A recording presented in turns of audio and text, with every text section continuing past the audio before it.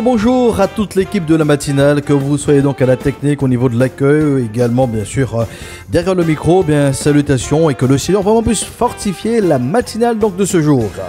Salutations également bien donc aux amis donc de l'émission Bonne Nouvelle, votre chronique spirituelle qui a pour vocation bien de partager avec vous bien donc la bonne nouvelle du Christ, le message du Christ et ce quel que soit ce par quoi vous passez, il y a toujours une bonne nouvelle, un principe du royaume de Dieu, un principe donc du Christ qui s'applique dans votre situation et qui vous permet d'entrevoir une meilleure saison dans votre vie. Avec vous donc le pasteur Josias pour vous servir dans cette énième émission, pour ne pas dire bien donc l'avant-dernière pour cette année 2022. J'aimerais accorder une attention particulière et apprécier d'une manière particulière donc tous ceux et celles qui donnent donc de leur personne, de leur don, de leur talent et de leur temps pour faire vivre donc notre pays. Tous ceux qui sont en un mot bénévoles. Et oui, qui donnent donc j'ai presque envie de dire sans compter. Oui, sans compter parce que, voyez-vous, après ces 2 ans de crise sanitaire, nous voyons revivre un peu donc les différentes activités autour de nous. Les choses reprennent parce que, comme dit Salomon, il y a un temps pour chaque chose et chaque chose a son temps. En parlant donc de temps, j'aimerais attirer votre attention sur la différence qu'il y a entre l'éternité et le temps. Commençons déjà donc par l'éternité. Dieu est dans l'éternité. Le Dieu créateur est dans l'éternité. Il est l'éternité même par définition, parce qu'il est avant le commencement. Voyez-vous, en Apocalypse chapitre 22, le verset 13, il est donc déclaré ce qui suit, déclare le Christ, « Je suis l'alpha et l'oméga ». Où on a envie de dire, je suis la lettre A et la lettre Z. Je suis le premier et le dernier, le commencement et la fin. Qu'est-ce que le Christ veut donc dire par cette déclaration en Apocalypse 22, verset 13 ? Il veut dire tout simplement qu'avant que nous puissions mentionner, ou au moment où nous mentionnons donc l'alpha, la lettre A, le premier, le commencement, il est déjà. Et après avoir prononcé le mot oméga, ou la lettre Z, ou le dernier, ou la fin, il dit qu'après la fin, il est toujours. Nous avons donc ici une synthèse, un résumé de ce qu'on va dire, tout simplement que le Christ, il est l'éternité, tout simplement. Donc sans commencement ni fin. Telle est donc l'explication donc de l'éternité. Il est donc l'alpha. Il est l'oméga, il est avant le commencement et il est avant la fin. Et c'est ce même Dieu créateur qui est éternel, qui vient à créer, à appeler donc à l'existence un élément temporel qui s'appelle donc le temps. Dieu va donc créer, le Dieu éternel va donc créer ce qui est en opposition donc avec l'éternité. Il va créer donc le temps.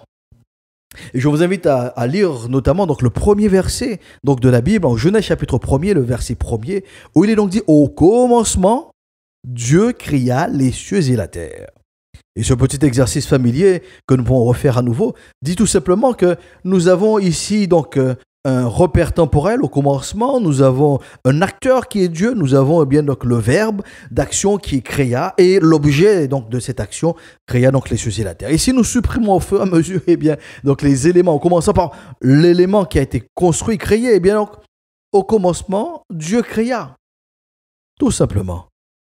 Et si nous enlevons le verbe d'action, nous lisons cette vérité fondamentale, essentielle pour la suite de la lecture de la Bible, tout simplement. Au commencement, Dieu existe.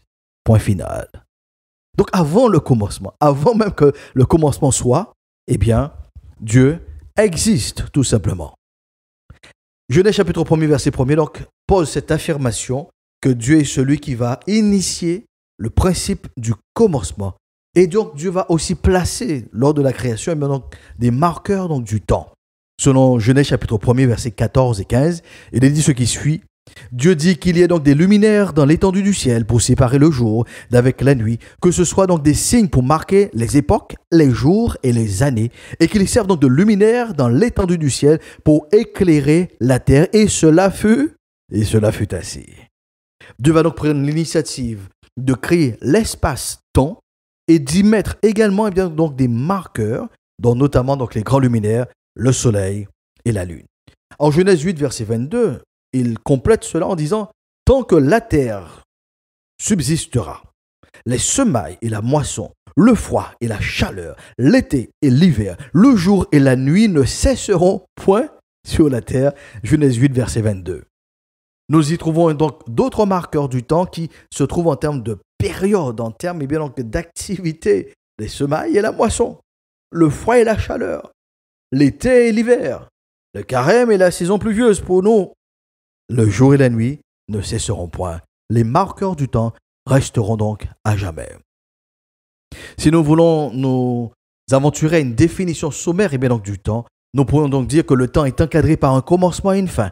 Et singulièrement, le temps est borné par notre date de naissance et notre date de mort.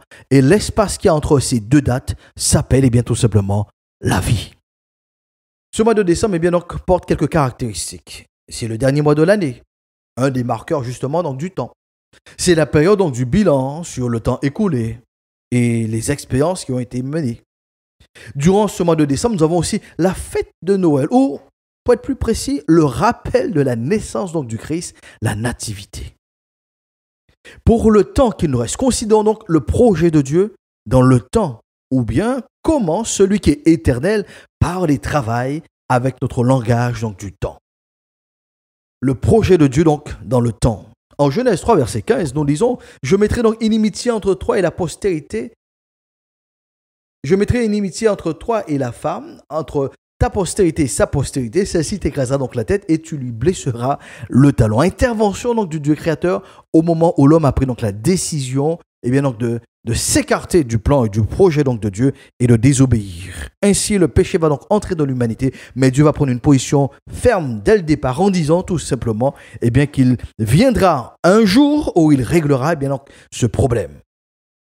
Et c'est l'apôtre Paul qui nous apporte donc les indications en Galates 4, verset 4, où il déclare « Mais lorsque les temps ont été accomplis, Dieu a envoyé son Fils, né d'une femme, né sous la loi. » Lorsque les temps ont été accomplis avec les marqueurs du temps, Dieu a accompli. Le Dieu éternel est entré dans notre sphère du temps et il a su, au jour marqué, amener la naissance donc du Christ. Ô douce nuit.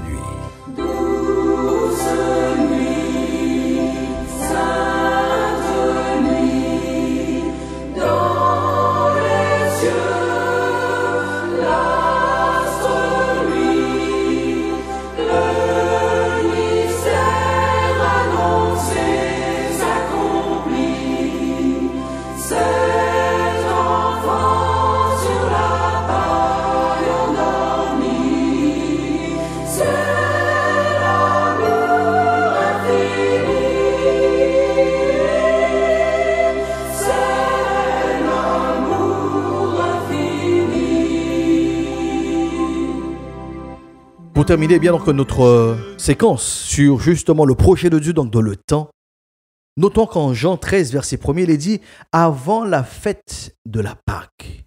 Jésus, sachant que son heure était venue de passer donc de ce monde et ayant aimé les siens qui étaient dans le monde, mit le comble à son amour pour eux. Cette déclaration nous permet donc d'affirmer tout simplement que là aussi le Christ il est mort au jour fixé, au temps marqué. Bien qu'on ait essayé de l'éliminer, de le supprimer bien avant, mais son heure n'était pas encore arrivée. Et le verset nous dit de manière très claire, sachant que son heure était venue de passer donc de ce monde au Père, donc de passer par Golgotha. Et avant de partir, il fera donc cette formidable promesse qu'il reviendra. Et on a envie de dire, mais quand reviendra-t-il? Parce que ça fait des lustres qu'il en parle et on ne le voit pas. Voyez ce que déclare donc le Christ en Marc 13, verset 32. Pour ce qui est donc du jour ou de l'heure, personne ne le sait, ni les anges dans le ciel, ni le Fils, mais le Père seul le Dieu créateur sait quel est le jour qui est fixé et même l'heure qui est fixée pour le retour donc de son Fils. En conclusion, nous pouvons donc dire, quelles que soient donc, vos convictions religieuses et spirituelles, une vérité donc demeure, le Christ est né sur terre lorsque les temps ont été accomplis. Le Christ a marqué l'histoire de l'humanité en inscrivant son nom comme référence sur l'axe du temps avant Jésus-Christ et après Jésus-Christ. Nous poursuivons donc notre réflexion dans une prochaine session. Le pasteur Josias reste donc à votre disposition et à votre écoute au 06 90 847 847. Et ensemble, nous proclamons sur nos vies la paix de Dieu soit avec vous pour une meilleure saison.